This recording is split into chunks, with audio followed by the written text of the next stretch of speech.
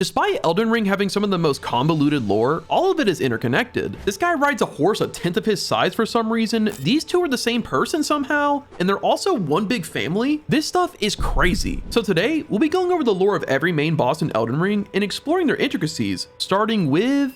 Godrick is a direct descendant of the Golden lineage, the bloodline which originally began with Queen Marika and her first consort Godfrey. With only a distant relation to Marika's bloodline, his divine blood was diluted. After the Elden Ring shattered, Godrick inherited the Great Rune from the center of the Elden Ring, called the Anchor Ring. Godrick was then hounded from Leyndell. During this, he claimed multiple treasures including the Mimic's Veil, and then he fled the city. Once escaping, Godrick made his way south, eventually settling in Limgrave with other soldiers that had also fled Leyndell. He decided to take over Stormveil Castle, using it as a safe haven to hide from General Radahn. This is where he would practice grafting, an abhorrent act that involves attaching the parts of other living beings to oneself to gain power. He would send out his army to find new subjects to graft, and most importantly, to find the Tarnished. Using this method, he created the grafted scions, grotesque beings made up from many different limbs grafted onto children. This is what's caused him to be referred to as Godrick the Grafted. When Malenia starts her march southward, Godrick insulted her, and this led to a fight between the two, leaving Godrick beaten and humiliated. In her youth, Rennala was a prominent champion who would charm the academy with her lunar magic, eventually becoming its master. She then established the House of Caria as royalty and led the Glintstone Knights. These Carian Knights were considered heroes of the highest honors, anointed by the Lunar Queen herself, and even though there were less than 20 of them, their power matched even that of the Champions of Gold in battle. With the age of the Erdtree dawning, Queen Marika dispatched Radagon to defeat Rennala and the Academy. They fought 2 wars, with each one having no clear victor. Instead, Radagon cleansed himself with celestial dew and swore his love to Rennala. They married at the Church of Vows, thus uniting the House of the Erdtree and the Moon. Together they would have 3 children, Radahn, Rykard, and Ranni. But after Godfrey was hounded from the lands between, Radagon left Rennala's side and became the second husband and king consort of Queen Marika. This caused him to become the second Elden Lord, and Queen Marika made all of his children her demigod stepchildren. When Radagon left Rennala, she was heartbroken, and realizing their queen was no champion at all, the Academy rebelled against Rennala, locking her away in the Grand Library. While here, she would slowly lose her mind, devoting herself to the art of rebirth, with the hopes of bringing back the physical form of her daughter Ranni. When Radagon left, he gave Rennala the Amber Egg, which contained the Great Rune of the Unborn, and she would use this rune on the students she found around her. She would refer to these students and scholars as her sweetings, constantly rebirthing them, with each time causing them to become more frail and short-lived imperfect beings.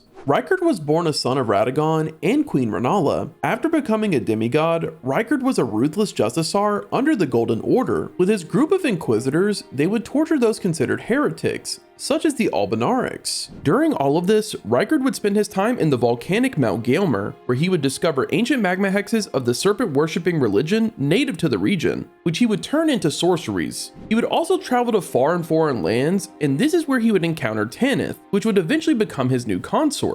However, Rykard would eventually assist his sister Ranni in orchestrating the Night of the Black Thieves, which would serve as a catalyst to the Shattering. After the Shattering, Marika's demigod descendants broke out into war with each other, seeking to become the new ruler of the lands between. But Rykard found this boring and debasing. Instead, he decided to launch his own campaign against the Erdtree and the Greater Will. This caused him to gain many followers that would be known as the Recusants. With his new army of followers, he went to war with Leyndell, which would be known as the most gruesome war of the Shattering. Most of the soldiers would succumb to cannibalism or the frenzied sickness, and during this, Rykard merged himself with the blasphemous serpent that lived in Mount Gaelmer, who was known for being a traitor to the Erdtree. Following this, he became deprived and began feeding on his own champions, transforming them into the Lord's family. The rest of Rykard's forces abandoned him, and some of them attempted to slay Rykard themselves by searching for a weapon capable of killing their lord, the Serpent Hunter. These attempts proved to be futile. However, the spear ended up in Rykard's chambers, left by a former recusant, hoping that a champion would one day come along and defeat their former leader. Radahn is another son of Radagon and Queen Rennala. Radahn has always idolized the Elden Lord Godfrey, and because of this, he adorned all of his armor with lions, which was the symbol of Godfrey. After Godfrey was was hounded from the lands between, Radahn along with his siblings became demigods, and despite that, he refused to abandon his scrawny but trustworthy steed Leonard. For this, he studied gravitational magic so he was still able to ride his beloved horse without crushing him. During those studies, Lord Radahn would meet Gaius, and the two would form a friendly yet competitive rivalry, but we'll talk more about him later. With his new mastery over gravity, Radahn would challenge even the stars themselves, using gravity to shatter them and stopping their cycle, saving Celia in the process, and earning him the title Starscourge Radahn. Radahn commanded an army known as the Redmanes, and it was commonly known that they were fearless warriors who showed no weakness, and led Radahn himself to become even more feared. After the shattering, Radahn led his forces against the other demigods, challenging them until only two were left, Radahn and his half-sister Malenia. The two fought to a stalemate in the Battle of Aeonia. However, due to Malenia's scarlet rot, Radahn was left a mindless beast, destined to roam the Wailing Dunes who devours the flesh of friends and foes alike. Despite his new state of mind, Radahn continues to ride his steed and halt the motion of the stars. Malenia was born a child of Queen Marika and Lord Radagon, being born afflicted with scarlet rot, which cost her multiple limbs, while her brother Mikola was inflicted with eternal childhood, unable to ever grow into an adult. Malenia and Mikola were very close, and Malenia would become her brother's sworn protector. After encountering a blind swordsman, Malenia was trained in the ways of the blade, allowing her to gain unparalleled strength. During this time, Mikola worked tirelessly to try to undo the curses that they had both been born into. Unable to find a cure, Mikola designed a needle of unalloyed gold that kept the scarlet rot from ravaging Malenia's body. And after the Elden Ring was shattered, war between the demigods broke out until Malenia and her half-brother Radahn were the only two demigods left standing. And during this fight, Malenia released the scarlet rot, resulting in her first bloom. The blooming of the scarlet rot devastated Caelid, leaving it to be a rotting wasteland and causing Radahn to rapidly degenerate, losing his mind and wandering the battlefield a mindless beast. Godfrey led Marika's golden armies in the war against the giants, leading to their defeat and the confinement of the Fell God's Flame of Ruin. This caused the birth of the Erdtree and the beginning of the Age of Order, and awarding Godfrey the title Lord of the Battlefield. And not too long after, he emerged the new Lord of Stormvale upon defeating the Stormlord alone. Following this, Godfrey and his children with Queen Marika would become the first demigods known as the Golden Lineage, with Godfrey and his double-headed axe guiding them as they conquered the lands between. And at the end of their campaign, Lord Godfrey and his men were unvanquished. However, whenever his last enemy fell, Lord Godfrey felt as if his grace was lost, and Queen Marika herself admitted it was her who had taken their grace away. She then drove them out of the lands between to wage war on distant lands, believing that Marika would return their grace after the death of her enemies. They would return to the lands between with enough strength to brandish the Elden Ring. Shortly after their return, Godfrey and his men would venture out again on what would be referred to as the Long March, at the end which Godfrey would renounce his kingship and become a simple warrior yet again. He would then become the chieftain of the Badlands under the new name Hoarah, and after ruling for an unknown amount of time, Hoarah would die. However, after the Elden Ring shattered, all tarnished outside the lands between would return to life by the call of their long-lost grace. Godfrey would then return to the lands between to stand before the Elden Ring and become the new Elden Lord. Born of the Golden Lineage and the offspring of Godfrey, Morgott and his twin brother Mohg were born with an accursed omen. As a result of this, they would both be confined to the subterranean shunning grounds beneath the capital. After the Elden Ring shattered, Morgott would claim one of the Great Runes and take over Leyndell. He would take it upon himself to guard Leyndell and the Erdtree. He assumed the name of Margit the Fell Omen during the shattering, slaughtering anyone who approached the Erdtree, even his fellow demigods, hoping to become the new Elden Lord. But he would find out that the Elden Tree would not admit him. During this time, he would also lead the Knights Cavalry, who would assist him in defeating champions and great warriors. He would somehow reside in both Leyndell and at Stormvale Castlegate at the same time. This is where he would initially encounter the Tarnished for the first time. This is Morgott's twin, who was also raised in the subterranean shunning grounds below Leyndell. But unlike his brother, Mohg would grow to embrace his omen blood. While down in the shunning grounds, Mohg would come in contact with an outer god known as the Formless Mother. This entity would ignite his blood with fire, causing him to develop powerful blood magic. After the shattering, Mohg would escape his confinement,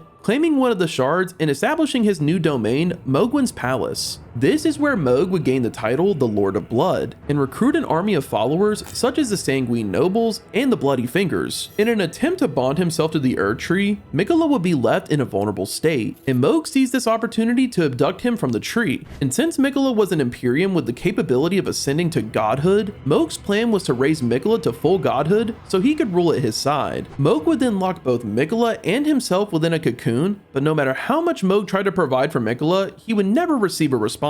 This caused him to remain unnoticed by the Round Table hold until one day when the fated Tarnished would stumble upon Mohg's palace. Before the Erdtree, the giants ruled the land, forming civilizations and chasing the dragons from the land who had previously ruled it. They would worship the Fell God and they would tend to the flame of their god for eternity. Marika and Godfrey would soon put an end to this as they would wage war against the giants. Even with the giants borrowing the power of their Fell God, they would be defeated, and Marika would strike down their god. Only one fire giant remained, and Queen Marika would curse this giant to forever tend his flame to ensure he would never damage her Erdtree. And this is the fire giant you will come across in your playthrough, fighting for his life to remain the only creature left of his kind. The Godskin Duo is comprised of both the Godskin Noble and the Godskin Apostle, who used to be the server to the Gloom-Eyed Queen, killing literal gods and wearing their skin. And after Maliketh killed their queen, the Godskin scattered across the lands between. We are not sure why the duo we come across is still in Farum Azula when the Tarnished encounters them, but a popular theory is that they either had nowhere to go so they resided there hoping for reinforcements to eventually show up, or maybe they are waiting for the right moment to kill Maliketh and take back their rune. Half-brother of Queen Marika, Maliketh is a shadowbound beast, a lupine half-beast made for protecting Empyreans. However, if their Empyrean rejects their godhood, the shadowbound beast will go mad. Maliketh's story would start after he defeated the Gloom-Eyed Queen and took the Rune of Death, binding it to his blade. Upon imbuing his blade, he became the most feared by the demigods, so much so his name came to mean Death of the Demigods. During the Golden Age of the Erdtree, Ranni the Witch would steal a fragment of the Rune of Death, and this would lead to the Night of the Black Knives, which caused the assassination of Godwyn the Golden. Following the news, Maliketh would take his blade and rune inside it, binding it to his own flesh to make sure it would never be stolen again. Later, the fragment of the rune would be sprouted from Godwyn's corpse, causing Deathroot to spread across the land. Maliketh would go under the moniker Geraint and track down all the Deathroot across the land. He would then devour it and eventually gain an insatiable hunger for it. After the burning of the Erdtree, Geraint would encounter the Tarnished in Farum Azula, and in a last-ditch effort, he would unbind the rune and his blade from his flesh, unleashing his true form once again as Maliketh.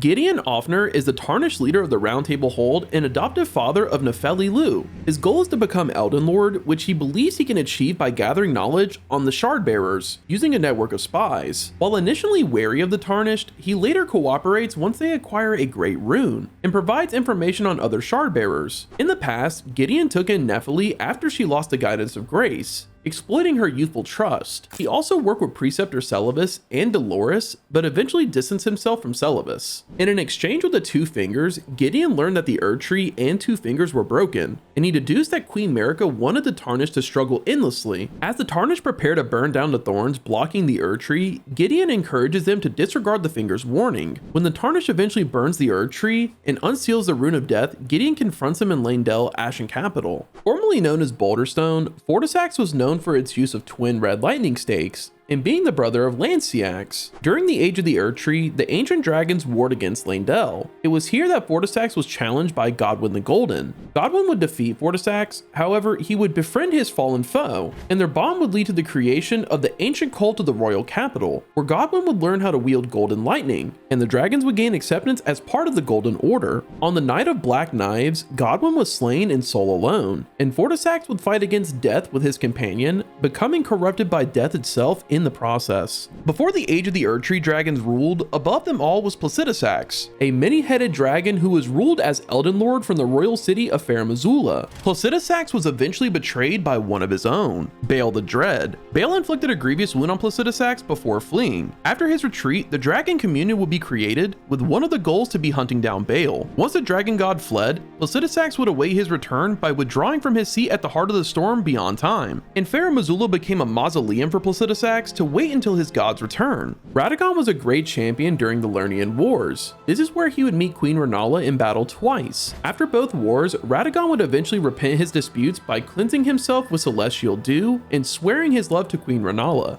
After the birth of his children and Godfrey left the lands between, Radagon left Rennala and returned to the capital where he would marry Queen Marika, and they would later birth two twins, daughter Malenia and son Mikola. Both of these children were born afflicted, Malenia with rotting sickness and Mikola with eternal childhood. While married to Marika, Radagon studied incantations which combined the studies of both faith and intelligence. His son Mikola would follow in his footsteps and create multiple incantations as gifts for his father. However, he would give up on this when he realized he could not help cure his sister's illness. After the shattering, the Golden Order would shatter along with it, but Radagon would remain loyal and attempt to repair the Elden Ring with the same hammer used to shatter it. As punishment, Marika was imprisoned inside the Erdtree, and even though Radagon despised Marika's treachery, he would share Marika's sentence, and the two were now bound in a single body. Before any of this ever happened, a golden star bearing a beast would crash into the lands between, and this beast would act as the vessel for the Greater Will, a mysterious and supremely powerful entity from beyond that greatly influences everything that happens in the lands between. You could even go as far to say the beast itself is the true form of the Elden Ring,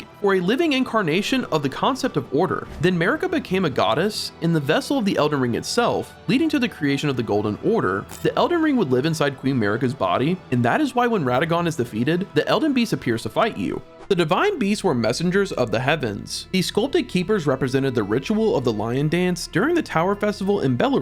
When Messmer's army invaded the tower, the lions were forced to fight. After the battle, only two lion dancers remained. One resided in Bayle and the other in the ancient ruins of Rao. The one in Bayle remains under the control of Hornsent Grandum, who directed the divine beast to rest until Messmer's forces returned. When the Tarnished arrives here, the Grandum assumes they are one of Messmer's forces come to finish the job. Born the younger sister of Rennala, Rellana was born for greatness. In their childhood, both sisters met the twin moons, which were overlapping and nestled against each other. So Rellana began training and gaining a soul entry into ritual combat, a demonstration of fidelity to the Erdtree. Upon training for this, she would come across Count Ymir, who would train her in the sorceress arts, although he would later abandon his allegiance to the moon. In a similar fashion, Rellana would disavow her family and choose to side with Messmer, and before long, she would be known as the Sword of Messmer. Studying under the same alabaster lord as Radahn, the two alongside Messmer would form a sibling-like relationship, with Gaius and Messmer acting like the older brothers to the future demigod. When Messmer embarked on his journey to purge the land of shadow for Queen Marika, Gaius would join him riding a giant boar into battle. Even after Marika had abandoned Messmer, Gaius would remain as the loyal guardian of the back door to the Shadow Keep. Just as the Erdtree Avatar rose to protect the Erdtree after the absence of the Elden Lord, the Scadutree Avatar is literally the shadow of the Erdtree itself, embodying the darkness that bears no sense of order. After Mikola discarded his great rune and divested his flesh and spirit, he decided to put it into one place he imagined was safe, into the Scadutree Avatar. The Putrescent Knight was formed together from putrescent flesh and being infused with Saint Trina's nectar. Saint Trina is highly regarded and sought after for her sleep-infused arrows and rituals. The Putrescent Knight swore to protect her, but would later meet his demise at the hand of the Tarnished. Messmer was born to Queen Marika. However, he was born with a curse, a dark entity, an evil serpent within, known to Messmer as the Abyssal Serpent. Marika would remove her son's right eye and replace it with the Seal of Grace. Due to the severity of his curse, he would always be accompanied by winged serpents, who would suppress the base serpent. Before the shattering, Messmer was tasked by his mother to purge the Hornsent of the Land of Shadow, and here Messmer would be abandoned, but he would continue to enforce the purge even though Marika had ceased all contact with him. He would claim the Shadow Keep as his base of operations. It was here where he would keep his army of Black Knights commanded by Commander Andreas and his son Captain Hugh. They would eventually rebel against him upon learning of his serpentine nature, and both of them would be imprisoned for their treason. Messmer would mourn the loss of his companions, but his purge on the land continued, terrorizing the Land of Shadow. Messmer's purge left many victims, one of which being Romina. During his purge, Messmer burned Romina's church, and during that time she held the bud in silence. Afterwards, she discovered a divine element in the bud and weaved it into the scarlet rot, causing her to transform into a parasitic creature, becoming part centipede, scorpion, and butterfly, while the bud she held turned into a pole blade, which would become her signature weapon as she protected her land. After his battle with Placidusax, Bayle, wounded and losing 2 winged arms, his pair of wings, and his left leg would flee to the jagged peaks. This led to the creation of the Dragon Communion and caused Bayle and his first descendants to be hunted down. Even mortals would be recruited in this venture, consuming dragon hearts after each kill to increase their strength. The most prominent one being Dragon Slayer Egon, who would become obsessed with hunting down and slaying Bayle. He would face Bayle in combat, only to be left broken in both body and soul. Seeking revenge, Egon would stumble upon the Tarnished and beg them to summon his spirit to face Bayle one last time. The great sage Midra attempted to become a Lord of Frenzied Flame. However, he was far too weak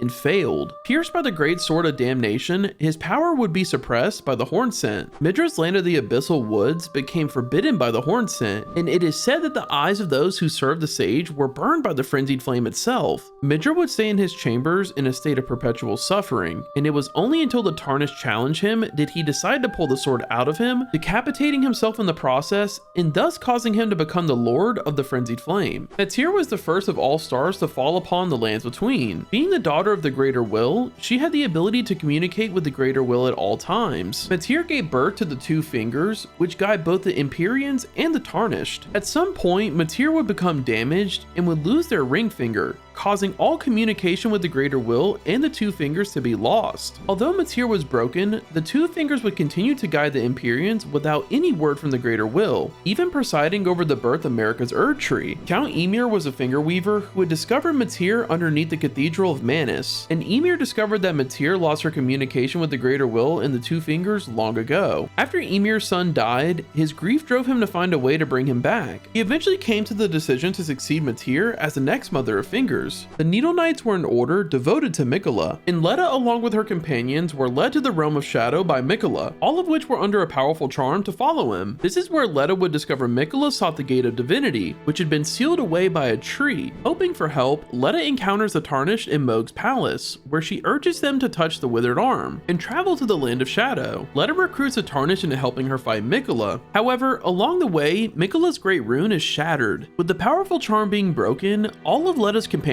would abandon their mission, but Leda's devotion remained true, and she vowed to target those who would be undeserving of a spot by Miquella's side. This is where the Tarnished encounters Leda for the final time, in a near limb. Leda has found out that the Tarnished was never guided by Miquella, and instead thinks they were guided by the Erdtree. This means that Leda considers the Tarnished a threat to Miquella, and challenges them to a duel only to lose. Following Radahn's defeat, his soul met its end. However, Miquella revived him, placing his soul into a vessel made of remains of Mohg. With Radahn as Miquella's new consort, the Empyrean is set on godhood. This is where the Tarnished stumbles upon both Marika's children. The newly revived Radahn is tasked with protecting Miquella at the Gates of Divinity. However, during the battle, Miquella steps out of the gates and embraces Radahn to fight the Tarnished. The Tarnished triumphs both of them, preventing Miquella's ascent to godhood and allowing Radahn to finally rest. And that was the lore of every main boss in Elden Ring and Shadow of the Erdtree. If you enjoyed this video and made it to the end, please leave a like as we put so much work into this video. And if there was any errors in this video, please let us know in the comments so we can make corrections. Love you guys, have a great day.